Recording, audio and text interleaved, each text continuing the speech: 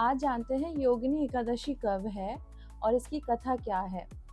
धर्मराज युधिष्ठिर कहने लगे कि भगवान, मैंने ज्येष्ठ शुक्ल एकादशी के व्रत का महात्म्य सुना है। अब कृपा करके आषाढ़ कृष्ण एकादशी की कथा सुनाइए। इसका नाम क्या है, महात्म्य क्या है, ये भी बताइए।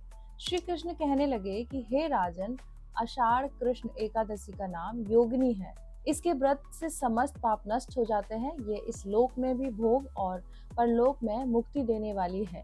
ये तीनों लोकों में प्रसिद्ध है। मैं तुमसे पुराणों में वर्णन की हुई कथा कहता हूँ। स्वर्ग धाम की अलकापुरी नामक नगरी में कुबेर नाम एक राजा रहता था। वह भगवान शिव का बहुत बड़ा भक्त था और प्रतिदिन भगवान शिव की पूजा किया करता था। हेम नाम का एक माली पूजन के लिए उसके यहाँ फूल लाया करता था। हेम की विशालाक्षी नाम की सुंदर स्त्री थी। एक दिन वह मानसरोवर से पुष्प तो ले आया, लेकिन कामासक्त होने के कारण वह अपनी स्त्री से विनोद और रमण करने लगा। इधर राजा उसकी दोपहर तक राह देखता रहा। अंत में राजा कुबेर ने सेवक को आज्ञा दी कि तुम लोग जाकर माली के न आने का कारण पता करो, क्योंकि वह अभी तक पुष्प लेकर नहीं आया। सेवकों ने कहा कि महाराजा, वह पापी अतिकामी है, अपनी स्त्री के साथ हास्य विनोद और रमण कर रहा होगा। ये सुनकर कुबेर ने क्रोधित होकर उसे बुलाया। हेममाली राजा के भय से कांपता हुआ उपस्थित हुआ। राजा कुबेर ने क्रोध में आकर कहा, अरे पापी नीच कामी, तूने मेरे परम पूजनीय ईश्वरों के ईश्वर शिव जी महाराज का अनादर किया है। इसलिए मैं तुझे शाप देता हूँ कि तू स्त्री का वियोग सहेगा और मृत्यु लोक में जाकर कोढ़ी होगा। कुबेर के शाप से हेममाली का स्वर्ग से पतन हो गया और वह उसी क्षण पृथ्वी पर गिर गया। भूतल पर आते ही उसके शरीर में श्वेत कोढ़ हो गया। उसकी स्त्री भी उसी समय अंतर्ध्यान हो गई। मृत्यु लोक में आकर माली ने महान दुख भोगे। भयानक जंगल में जाकर बिना अन्न और जल के भटकता रहा।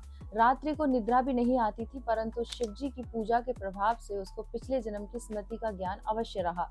घूमते घूमते एक दिन वह मार्कंडे ऋषि के आश्रम में पहुंच गया, जो ब्रह्मा से भी अधिक वृद्ध थे और जिनका आश्रम ब्रह्मा की सभा के समान लगता था। हेममाली वहां जाकर उनके पैरों में पड़ गया। उसे देखकर मार्कंडेय ऋषि बोले, तुमने ऐसा कौन सा पाप किया है जिसके प्रभाव से हालत हो गई है।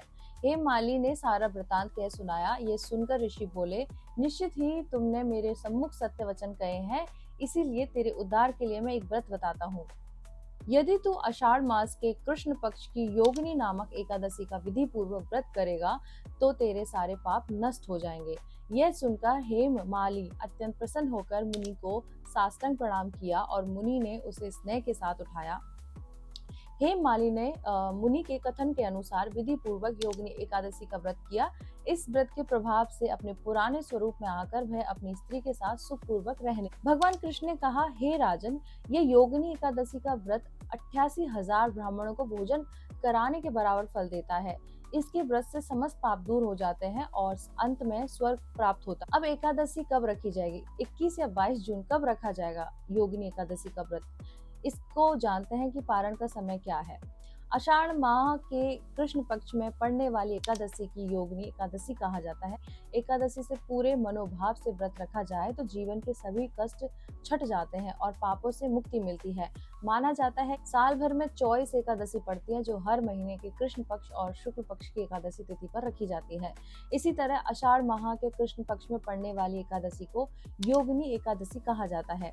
एकादशी पर पूरे मनोभाव से भगवान विष्णु की पूजा आराधना की जाती है। माना जाता है कि भगवान विष्णु प्रसन्न होकर भक्तों पर अपनी कृपा बरसाते हैं। अक्सर ही एकादशी की तिथि को लेकर उलझन की स्थिति बनती है। ऐसे में योगिनी एकादशी की सही तिथि को लेकर भी कंफ्यूजन हुई है।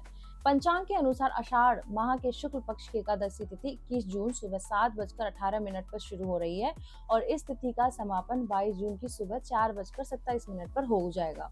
उदया तिथि के अनुसार योगिनी एकादशी का व्रत 21 जून शनिवार को रखा जाएगा।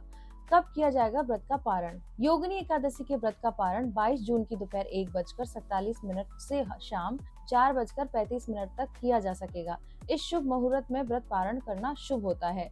योगिनी एकादशी के व्रत के नियम दशमी की शाम से ही शुरू हो जाते हैं और अगले दिन एकादशी तक रहते हैं। दसवीं तिथि पर रात के समय गेहूं, मूंग और जौ का सेवन नहीं किया जाता है। दसवीं की रात को नमक भी नहीं खाया जाता है।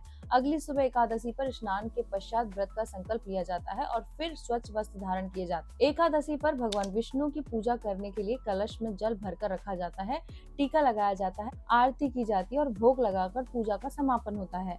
भोग में तुलसी शामिल करना अत्यधिक शुभ माना जाता है। इस तरह से हमने आपको इसकी कथा सुनाई है और पारण का समय और ये कब है ये भी आपको बताया है। तो ये जानकारी अच्छी लगी है तो शेयर कीजिए और मेरे साथ बोलिए ओम नमः पार्वती पतये हर हर महादेव शिव शंभो।